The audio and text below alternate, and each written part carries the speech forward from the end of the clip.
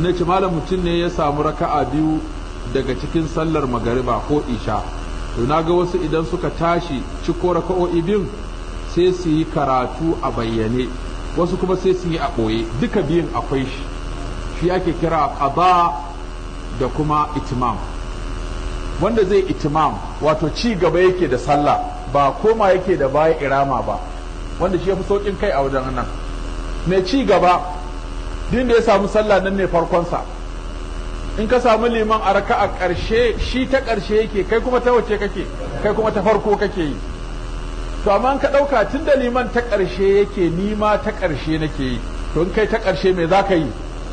Sai ka rama waɗanda baka samu ba. To ka gan ka tashi rama su, haka za ka jero su a ramuwa. Shi ko wanda ya ce duk inda na samu sallah nan ne farko na, ƙarshen liman farko na, ta biyun liman to ni ta ɗaya ta ce, in na sami liman a ta uku to ni a ta ɗaya nake, in na same shi a ta hudu ni a ta ɗaya nake, domin a ta ɗaya ake kabbara harama. To kaga in yayi sallama me za ka yi? Ci gaba za ka yi. To ta ɗaya me ake mata farko? Fatiha da sura. Ta biyu me ake mata? Fatiha da sura. Ta uku me ake mata? Fatiha kawai. Ta hudu me ake mata? Fatiha kawai, duk biyun a ɓoye. To saboda haka in ka samu sallar isha raka'a biyu, to kaga sai a tambaye ka ƙarshen liman ka samu ko ta farko ne a gurinka ko ta ƙarshe ne. Idan ka ce ta ƙarshe na samu, in ka miƙe me za ka yi? Za ka yi ramuwa. Wanne ne suka tsere maka? Masu fatiha da sura a bayyane, to sai ka rama mai fatiha da sura a bayyane.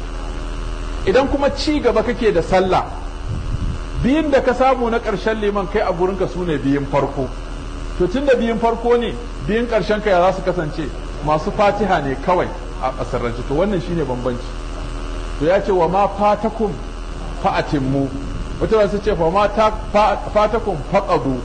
To kalman faqadu duk da yana nufin itimam shi ma, tunda Allah ya ce fa iza qudiyatis salatu fa iza qadaytum manasikakum falamma qadayna alayhi al-mauta ma dallahum ala mautihi illa dabbatul ardi ta'kulu min sa'ata.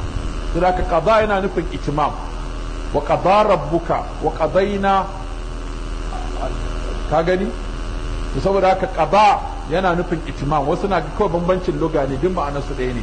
Da haka sai malamai duk da haka sun da lafazi a kansa suke gini, to suka ɗauki qada'i yana nufin duk inda ka samu liman to daga nan za ka fara lissafi sai ka rama abin da ya tsere ma, ko duk da ka samu liman daga nan kai za ka fara sallah, in yi sallama sai ka ci gaba da yin sallar ka gaba.